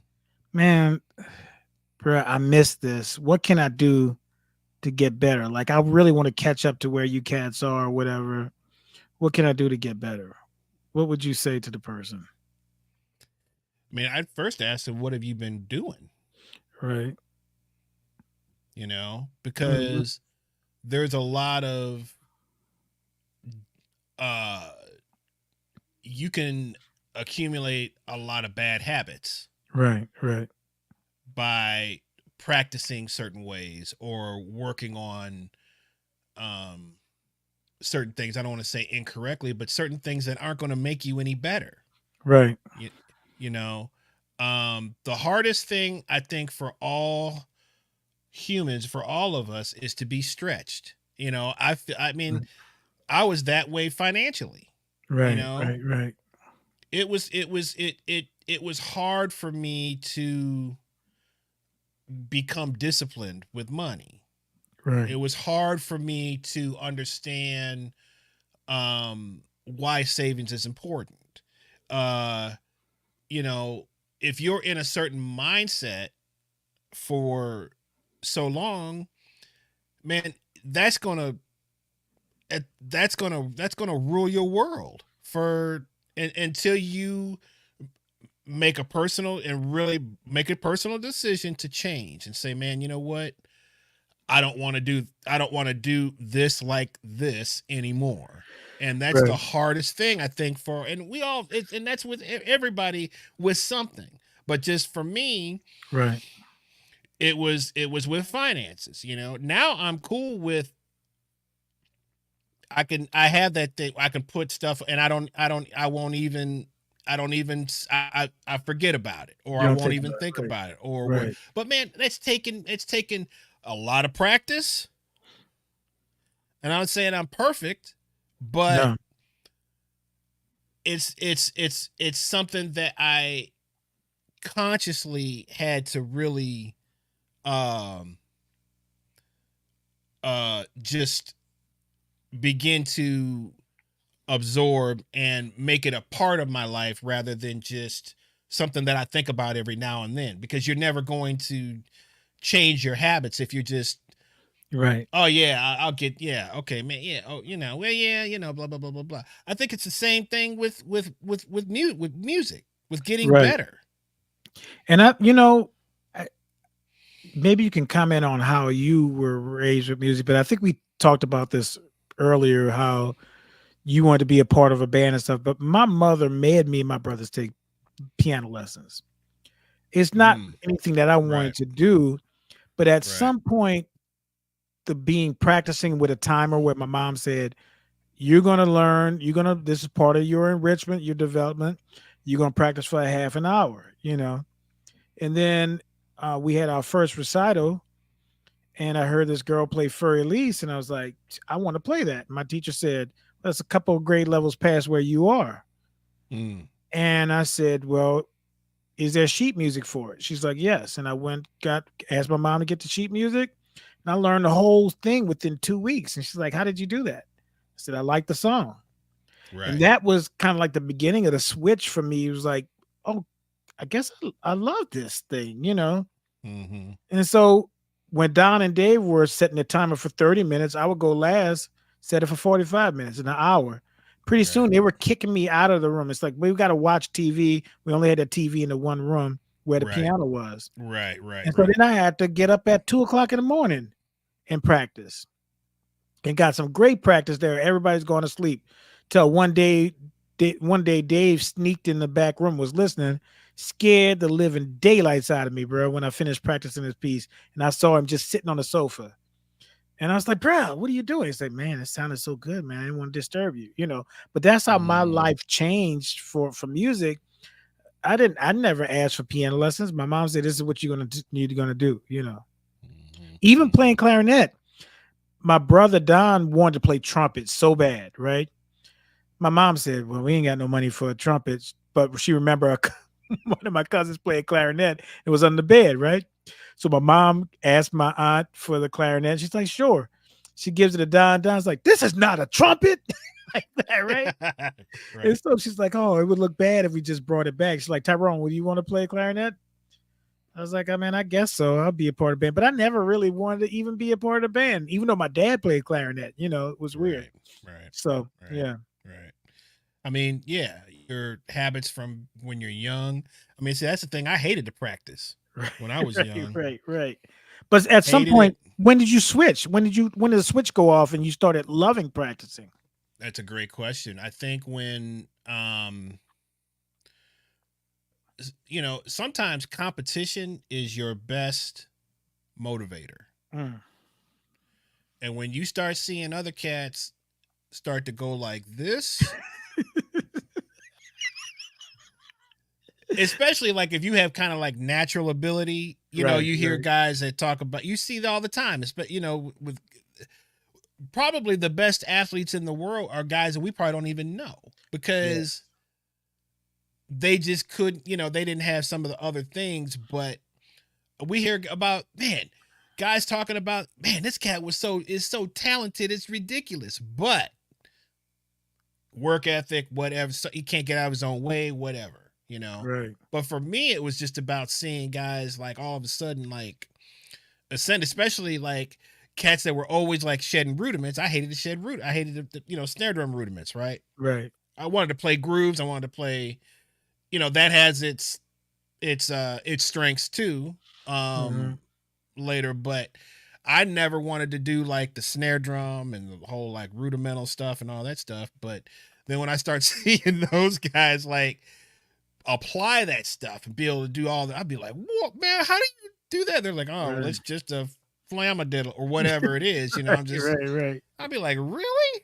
So, which goes back to, man, I mean, I wish I could have it out with some of my teachers back because I did not have good I did, man, some of my, I don't want to go there, but that's why I'm always conscious as a teacher right, right now is to, man, this is where this kid is now. You don't, right, right, anyway, but that's what for me is when I saw that these other cats like ascending, man, and I was like, oh right, man, right, I gotta like get on it, man, and like really kind of work this stuff. And it's also just like you said, you liked for Elise. That Mhm. was something that you, so then you start finding those things like, okay, well, maybe he doesn't want to, he can't really deal with this book right now. Maybe he needs to work on something different that can still get him to the same place, but it just might take him a different direction.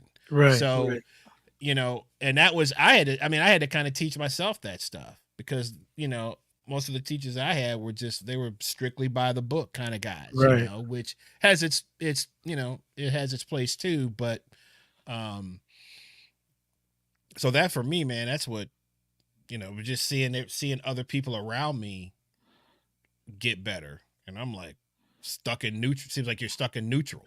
Right, right, right. So, um, What are you working on to get better? Like what is that like for you? um, I think it's attacking one thing and just working on that. I wanted to work on, I was having a lot of problems with what's called the halftime shuffle. And I got Mhm. caught on a gig. Man, I got caught on a gig having to play a solo over a halftime shuffle. Bro, Right. You get in the business. it was like I had never played a drum before, like trying to figure out what to play over this thing. And I knew I had problems with that groove. Right. So for those that don't know what a halftime shuffle is, a couple of songs that are popular halftime shuffles would be the song Rosanna by Toto. Another one would be Home at Last by Steely Dan. And another one would be Fool in the Rain by Led Zeppelin. Those are all what we call halftime shuffles, which is super tricky Right. and takes a lot of finesse to be able to play that kind of accurately. But man, for the last 2 months, that's I just said, man, I'm gonna work on this thing right here. Yeah, it was starting And creeping in the church when I heard you were playing one of them you shuffles. heard, I was sneaking it in everywhere. I was like, man, this will get me no more. You know, I had had enough of the beat downs, man. Like, man, this beat me down, man. Beat me down every Bro, week. we were doing, "Oh, give thanks." You're like, "Boom."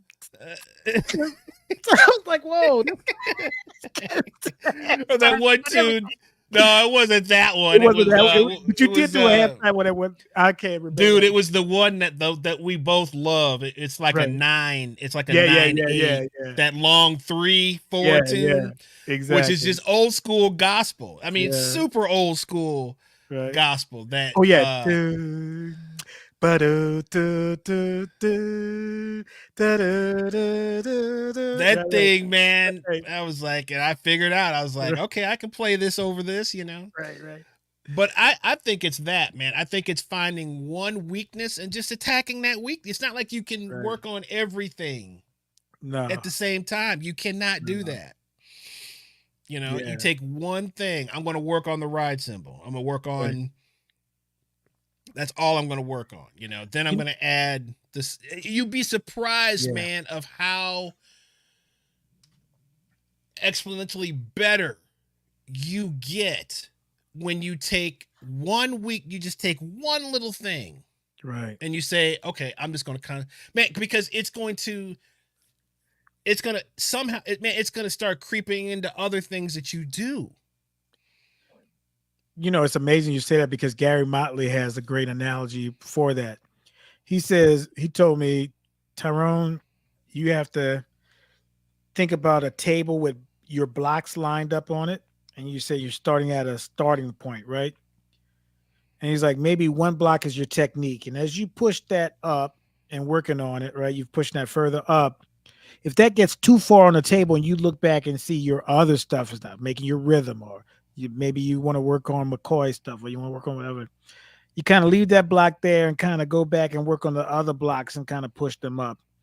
So it was really a good analogy because there's so much to practice, so much to work on. If you're working on just your timing, you're gonna realize that block is way up there, and your musicality is way back there, or your creativeness is way back there. So right, I thought it was a good analogy. Right, Brad, you lying? It took 3 days. You lying? Why you calling Brad a liar, man? Because you ain't gonna get that in no 3 days, bro. You might Right. get it in 3 years. His basement is like a solitary confinement, bro. I don't care what kind of gear he got. He just said he learned. I'm not gonna. He learned Rosanna on the drums too. I believe him. Okay, Brad, send me a video. I want to hear it. He said no lie. I've been working on that since I was 12 years old, and I'm still working on it. Man, don't get me started, Brad. Don't get me started. I believe Brad. Okay, well, I told him send me a video. I want to hear it. He's gonna send you a video too. I know he is. So go ahead. It might be a 8mm. He's got to convert it, No, it'll be at least VHS. With the microphone going into the camcorder. He's gonna call you. Okay, Chris, can I get this digitized and send it to you? So yeah, okay, I want to hear I believe that. Brad. Anyway. I believe Brad learned it, man. Okay. He learned. Okay. Well, I mean, you can learn it, and and playing it is two different things. Anyway. Don't get me started. I believe Brad, man. What about we're gonna do 5? Look, we're gonna do 5 minutes. Brad? We're gonna do 5 minutes with Brad here soon. We gotta do 5 minutes with Brad. The people have to know. Brad, send me your email address right now. Right. Send me your email address. 5 minutes with Brad. And we're gonna put we're gonna let the world know who Brad, huh? We got to put 5 minutes up there, a counter. As soon as it runs out. As soon as it's cut off, it's done. Right. Here we got a response here. You got that one? No, let's see. Mr. Hatcher. What's going on, Bill? He's got some qualifiers on this bad boy. If you are a reasonably advanced musician, that's 2 qualifiers for a musician. Reasonably advanced musician, okay? Yep. I recommend you practice first on the things that you can make money immediately, and then work on your technique. Good technique is essential. Okay. That's an interesting, which means, well, I know what he's saying there, man, is you learn songs. Right. Yeah. I mean, you know what? Bill gave me some advice too, because I don't know if Bill even remembers this. And comment if you do, Bill. We were at church, and I was like, man, I feel like I'm in a rut with my playing right now. I don't feel like I'm really, getting better. And Bill Hatcher, I can't say this without doing his voice. He said, Tyrone, go back to when you first played that C major chord, that triad, and remember how good that made you feel? I said, yeah. He said, go back to that, play that C major triad, and let that make you feel that way all over again. I was like, wow. I had gotten really complex, Chris. I had gotten to 9th chords, 11th chords, all these different things. And when I played that C major chord, I was like, wow, that was therapeutic just to hear that resonance again of that simplicity, Right. Where your email at, Brad? I'm waiting on it. I'm gonna bring you in. He's gonna text it. You gonna text it to him? Did he? You got it? I don't have it. We don't want to put him in the chat for everybody to see. Ain't nobody gonna email Brad. Yeah, people gonna email Brad once they find out the 5 minutes. How about what? When he gets his 5 minutes, bro. Man, Brad is good people, man. He is good people. Once people find out, bro, that he's good people, bro, it's gonna be on and popping. He writes poetry. Did you know that? Yes. He published a poetry book, bro. Of course I know that. He's written classical music. I thought I had it, but I don't. Nope, I don't have it. I had a new one for him, but I can't access it right now. I know Brad Thomas at Gmail is not available. Did you try Bradley.Thomas at Gmail? He might have an AOL.com. Kari did. Kari has a He's got Hotmail. a Hotmail. Hotmail. Ooh. Hotmail, man. Hotmail was before Earth. Didn't they change it to Earth? Mindspring. What about Mindspring? Yeah. You still got your Mindspring, man? I still got an AOL account though, but I use that for spam stuff. Does like, it still work? Sign up for something. It's like, you got it? It's still no. Oh wow. Like he gone. I was borderline. He's trying to get his Commodore 64 computer down. He's gonna hook it up. I know Brad has to have a Commodore 64. That's what we gotta ask him. Anyway, he's got a lot of vintage stuff. I was gonna pull you in, man, but Brad, we got to pull you in next week then, I guess. Pull you in next week, man, because Brad is on that drum kit, bro. He's about to do Roseanne. I told him to send me a video. I want to hear it, bro. I just want to hear it. He said, bro, next time you see Brad, he gonna be sweating, bro. Like, man, well, that was a good topic, man. I don't know if this is a concluding point, but I mean, I think that opened up some things. I think I might have to go shed, bro, right now. We all need to. You know, I'll tell you that. Being in school has been rough on that. If it wasn't for these jam sessions I've been playing, I wouldn't be able to keep up with none of this stuff, man, at all. In terms of what? Just playing? Just keeping your playing? I mean, that's kind of been a... I'm trying to think of, especially like on the swing thing. Oh, man. Man, that's because that's game over. If you're not doing that on a regular. Oh, bruh. Even just like playing fast, I was telling my students, like, y'all got to learn how to play fast and play slow. And so in Portland, you know, you playing with the group, we had a little downtime, whatever. And I went to this like fast song, whatever. Drummer was right on it. And the bass player's like, whoa, that's too fast for me. He's like, I haven't been playing fast tempos like this in a while. Playing fast tempos, man. Right. So you got to get, bro, remember the High Museum 5-hour days playing with Joe? Joe would do like 5 fast songs back to back in that room where it was swirly. Boy, when you can't really hear detail, you have to concentrate so hard to play fast. It was crazy. We'd have to tell Joe, hey, bro, can we get a ballad or something in here, bro? At that time, right? No. Right, exactly. No. Oh, he used to call a fast one that he sung, but even the singing wasn't fast, though. It was like, it was just one of those things. Just one of those things, remember? Oh, yeah. Yeah. Yeah. Just one of those crazy things. It was like, like, dang right here. You know what even I mean? In that bad boy, I if we played it now, it was just one of those things. Like, how do you end that at that speed? You know? Right. Yeah. That's a whole nother. I mean, yeah, man. I don't know anybody that. I mean, we haven't even on his. We don't really play fast anymore, dude. Because you got to be in that, man. 3 weeks ago, didn't we do Eye of the Hurricane? That was like. Yeah, but that was I wouldn't qualify that as fast as we used to play. Oh yeah. You know. Oh, so there was a question by Brian. I remember as soon as I saw this other one popped up, I thought about that one. Yeah. He said, how or when did you guys meet Joe? I'm interested in yours because I know how I met Joe because I was doing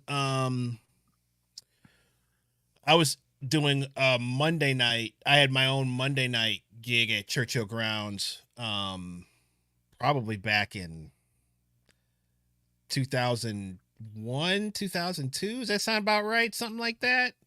Yeah, it does. But you know what's weird? I never thought in terms of when we started playing with Joe because we've been playing together before we played with Joe. But we didn't start playing. Well, he said, when did we meet Joe? is what Right, his but question was. yeah, I know that. So But what I'm saying is, right. I'm thinking in terms of, I knew you before I knew Joe, Yeah. and We now didn't we start don't right. get Yeah, yeah, Joe yeah. We alive, didn't start so I playing. didn't think about when you. I've never thought about when you Oh, met. right. Oh, okay, gotcha. Yeah. So that's when so I met him through just he would come through sometimes. He had Wednesdays at or maybe he was yeah, at some point he got Wednesday night at the same club that I got my that I had my gig at, which was Churchill Grounds. So just through that, you know, and I couldn't I mean, I wasn't playing any straight ahead at that time. And but he would come every now and then kind of and sit in on stuff and then I would, be going by the club and hanging out and stuff. So that's kind of where I met him. What about you? I had heard of Joe, but I never. If anybody knows Joe, he has list a list of people that he works with, and by him being an astute business person, he employs those people all the time because, well, for a lot of reasons, but let's just say he likes to employ the same people all the time. And also, if you're working with the same people, you don't really have to practice as much. So Joe has a lot of gigs, right? So if you can get the same people on the gigs, it's advantageous for him, right? So it's hard to crack his rotation if he doesn't really know you. So there was this guy named Clay Hewlett, a drummer that used to play with Joe all the time. He told Joe about me, but he had a gig, like it was a Christmas gig at um the theater in Clayton County. I can't think of the name of the theater.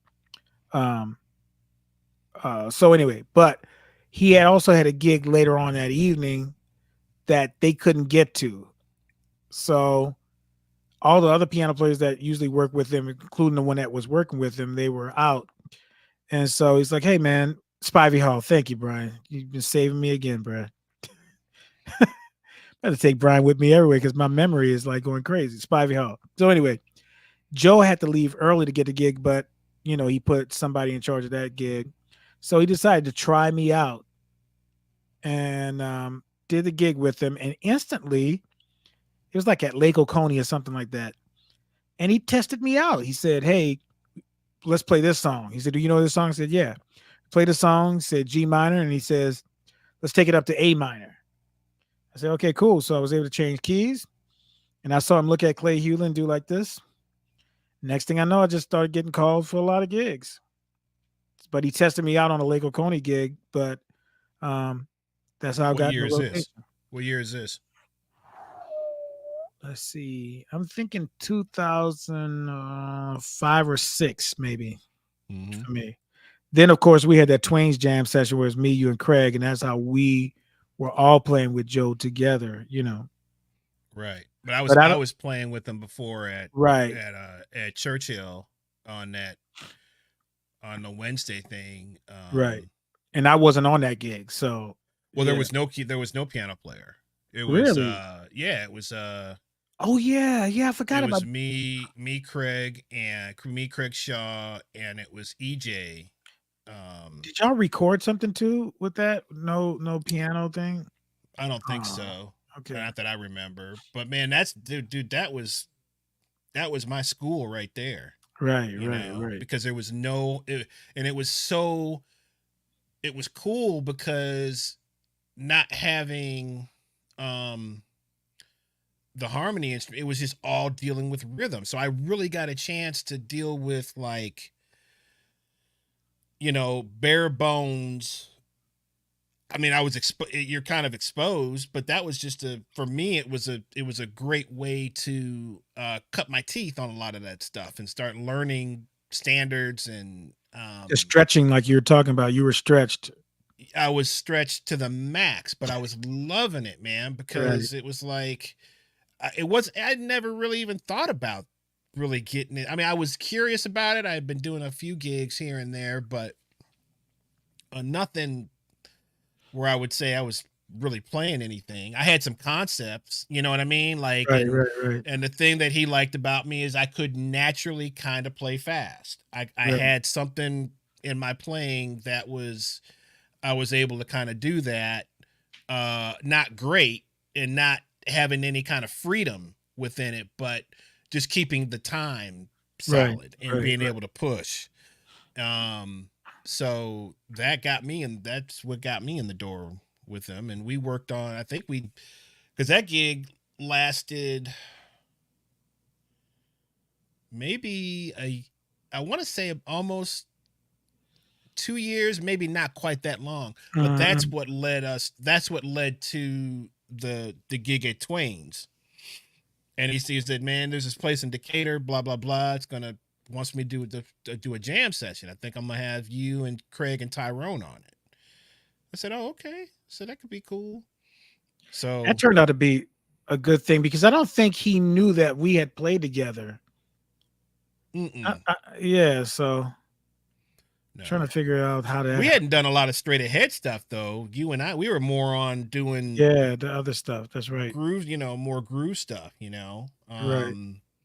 I wasn't, man, dude. I'm the I'm the late comer to that party. Right, right, All right. you guys were way beyond, you know. Right, right, I just had I had concepts, I had creativity, right, but I had to do a lot of I had to do a lot of homework, man. right, Um, right, just on a lot of stuff, and still do. It's like going up there with some of these cats ain't no way. I mean, right. whatever. Should I answer Brian's other question? Sure. Tyrone, what is your dissertation thesis? Uh-oh. Oh, I'm sorry. That's all right.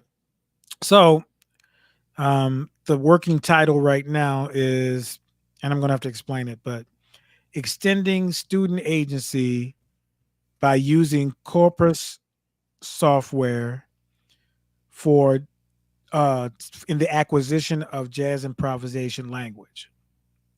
So, student agency is basically giving the student the choice or the power to choose um, either curriculum or choose their learning, right? Corpus, this is the part that throws people off. Corpus software. Corpus is basically a repository of information. It's usually used for linguistics, where they store maybe whatever textual or whatever's written down, right? So, for example, if you want to do a search, and the software part would be like the search engine, and let's say you want to look up the first opening lines of every Charles Dickens novel, then it'll pull it up, and then you can analyze it based off that criteria. Where there's a group of scientists in the UK and others who created this database full of Charlie Parker solos, Coltrane solos, a bunch of solos in there, and you could search it for a particular criteria. So if you want to say, "Hey, I want the first 5 notes of the major scale," you input that in, and it'll pull up every solo in that repository that has that criteria, and then it'll show you the sheet music, and it'll play it for you through a MIDI track, and it'll show the chord changes so you can analyze it based off of that criteria. So the education part of it is, if I gave a student a choice of learning a solo with the criteria I want them to learn, let's say I'm just dealing with the blues scale, right? And I say, hey, look up, instead of me just giving them a solo that they might not like, because the subjectivity of students is, I don't like Thelonious Monk, or I don't like, Brad Meldau. I don't like that person. Well, if I say learn a solo, they might not really learn a concept. They might just go through it because that's what I assigned to them. But what if there was a criteria I could give them and say, hey, learn the blues scale, find a solo with the blues scale by artists that you like, and they can put that criteria in the software, then they can peruse through any of the people that they like and learn that solo. So that's what my dissertation thesis is. With students, would that give them more um, engagement and power if they could choose their own solo? Do they think they would be better or get better? Hmm, that's deep, man. Yeah. Even though I've as many times as I've heard you talk about, it's always it's always like it's new. It's It's very always evolving because you got to yeah, you checking out what's been done before and what's right, possible, and right. what you can learn. But the biggest thing is I want them to inform me if they think this works by them experimenting with it. Hmm, hmm. Well, cool. I think we've answered. Let's see. Is there any other questions or anything? I want to thank everybody for participating, coming in the chat tonight, hanging out with us. What about your show on the 19th? Oh I just yeah. dropped the flyer on social media today. So we have I actually have a couple of shows. Okay. Starting to kind of get the urge, man, to do some performances again. Beautiful. And so this is the show that the guy coming up at the Balzer Theater November 19th, Sunday at 7 p.m. It's going to be just a collective of musicians. We've got Ariane. What's Ariane? She's back to Ariane again as her stage. Ariane. Okay. So Ariane is going to be singing. Kelly McCarthy's going to be on bass. Beautiful. And then my brother here, Tyrone Jackson, is going to be on keys. And another long time mate of mine, Ali Barr, will be playing African percussion. And nice. So the thing I'm struck to, because we're only playing 80 minutes, man. So I'm like struggling to try to get. I'm about to go get Kathleen on you, man, with the I had to end here. This is all you like. Time to wrap it up. That bad boy out too. Time to wrap it up. So it is just, it's basically an 80 minutes. Is that safe to say? Or yeah, 80 minutes. Yep. Stretch to 9. Can we get 90 minutes, bruh? But yeah, you can get 90 if you want to. Short. It's just one concert, one show. Yeah. It's going to be at the Balzer. It's going to be a lot of fun, and I haven't really been out there very much as a leader in the last couple of years. So I'm getting the itch to kind of do some stuff like that. We have another house concert that will start once we get the promo and all that stuff. That's going to happen in December. That's right. With a trio version with myself, Tyrone, and Craig Shaw. That will be at Leah Calvert and Tommy Sauter's home. So December 3rd or December 2nd? I think it's December 3rd. I think it is. But we'll have all the promo and stuff like that together for that here in the next few days, and we'll start putting that out as well. But yeah, so there's some cool shows coming up, and so is the QR code and all that stuff gonna be? Well, I had to put that on this particular flyer. Okay, I'll get that for you and put it on there. Yeah, I got a link to it on social media right now, but I'll get the QR code and then I'll do that. Yeah, send it to you. So if you go to theatrical outfit, is it theatricaloutfit.org? Is that it? Yeah, let me look it up right now real quick. Yeah, so theatricaloutfit.org. There's information on how you can get tickets, and I'm going to be sending out some emails and some texts and stuff. I already have done some of that, so there should be I have several people actually that have committed to coming out. So I think people are starved for just for that good live, not tribute band shows. Right. We're gonna be doing some arrangements, some originals, and maybe one or two maybe one standard, but it won't sound anything like the original anyway. So it's gonna be completely different. So and other than that, we've got Mike Veal Band tomorrow night at Tin Roof. Y'all come out and hang out. Yeah. 8:30 to 12:30. You're also jam session tomorrow night at Red Light Cafe. I'm at Red Light. Yes, sir. Tyrone and Robert Boone will be over there hanging out, and then Tom said it should be scary.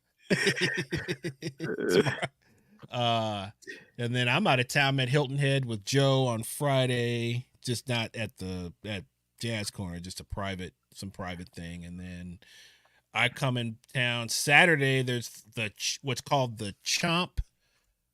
I think it's called the Chomp Festival. I'm going to be playing with Leah Calvert and Michael Smith. Nice. One of my favorite bands to play with right now. Yeah, Chomp Festival, which is blah blah blah blah blah blah blah blah blah. It's called Chomp and Stomp. Interesting. Okay. Chomp Festival. What time's that start on Saturday? We play at, looking right now. We play 2:30 to 3:20. Oh wow, okay. So you're gonna be tired. One set. Yeah, I mean, that's what 5 Hour Energy's for, bro. Okay. I learned that from Kenny Banks Sr. too. So really? Yep. But this is what we do, right? Yep. That's part of it. This is the business we have chosen. Who knows where that line's from?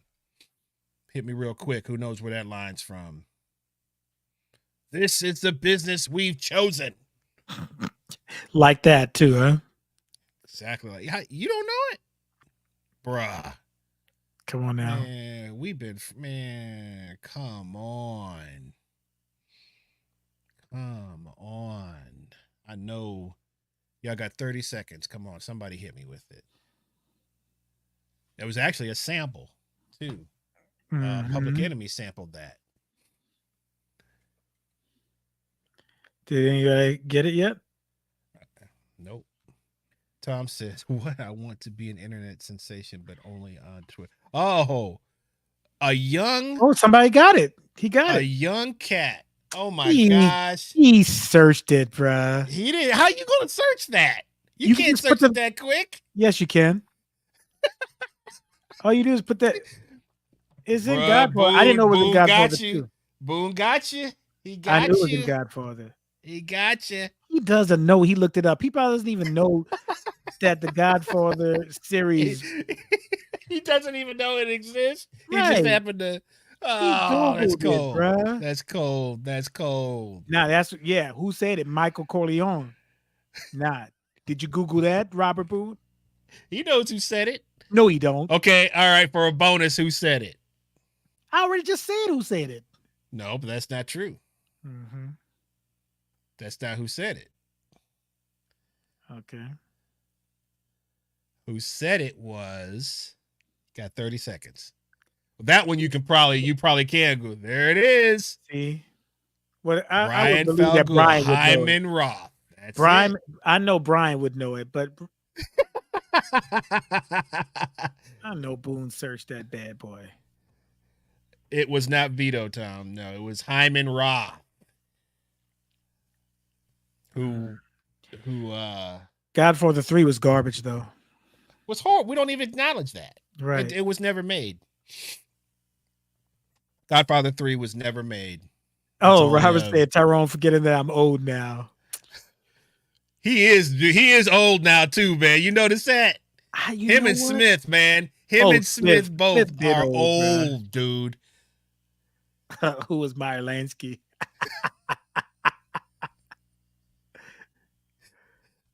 All right, Tom getting deep. He's trying to make up for that lost time because he didn't show up today on time. I know. He forgot it was Tuesday, man. It's easy to happen. It happens. Like, man, Tom was out trick-or-treating, bro. Week goes fast. It goes fast. He's probably in a lab working on some of these incredible new music stuff that he's working on. He said Hyman Roth was. Yes, that's based on right. Yeah. Yep. So, all right, guys, we're going to shut it down. Yes, sir. It's amazing that this thing can go 2 hours and like we just have just been talking here for a few minutes, man. Anything else you got any thing to plug, my brother? Are you gonna be at church on Sunday, bro? I'm not. Mm-mm. I'm taking just like you wasn't there last Sunday. I was not, but at least I told a brother. You were gonna surprise me. Hey man, shout out to Philip Adair. He did a great job, man. Beautiful. He's a good cat. I mean, he was wrong and strong, but at least he was strong with it on some of the right. I mean, right. but his man, everything do was like his feel was man. He had some his weight. He got had that weight thing going on. Nice. I was like, okay. Nice. And was man, he was confident, man. Beautiful. I mean, it was really cool to see. It was really cool to see. That's what you want, though. You know, you don't want your sub to suck. You want your sub to do great. And that makes me feel good when you have somebody competent. Else you'll never be able to take off. Yep. Exactly. Gotta find somebody competent. Yep. That could be a show in itself. Do you hire somebody better than you on to sub? Don't start. Because we know we got some stories about that one. Yes. I'm sure. Man. Jeez. Don't go there. Oh, boy. All right, guys. Thank you. Please check us out. YouTube. Subscribe to the channel. Like the videos. Instagram, Facebook. Tell your friends, share. Visit old episodes. Yep. We got still working on some new stuff. Trying to turn the corner on a couple of things, but hey, it's just like, I was watching something today and the cat, he made a lot of sense. He was like, man, it's like when you're learning to play an instrument. It's like you don't just get on stage some people do. But you don't just get on stage. You got to learn, if you're a guitar, you got to learn how to put the strings on. You got to learn how to tune. It's the same thing. So I just had to keep reminding myself of that. But it was a really great analogy for just how slowly some things, the time that it takes. But anyway, we're always available. Shoot us messages, suggestions, comments, all that good stuff. And most importantly, thank you for just being a part of the squad. I guess we have a squad now. Can you say that? We have a squad. Mm-hmm. Brad, Tom, Brian, the Pod Horser. Boone, is Boone on the squad? Boone don't come in that man. Boone busy, man. He busy. He checks it out, bro. Boone checks it out. All right, Boone. All right, I'm gonna put you on. Gross posse. Boone, What about your sister? She's on it. She's in. Yes. Well, that was Tammy. So this is the first time your I other saw sister. Tammy. Yeah, she. We haven't seen the Jeanette or Sandra this evening, but I'm sure they're probably watching. But but yes. So thank you again, and we will see you guys next week, next Tuesday. Yep. Same time, same bad channel. All right, you guys take it easy. Have a great week. Come out here, Mike Veal Band tomorrow night. Tom Gross, Chris Blackwell, Chris Burroughs, Greg High, Mike Veal. See you later at Tin Roof.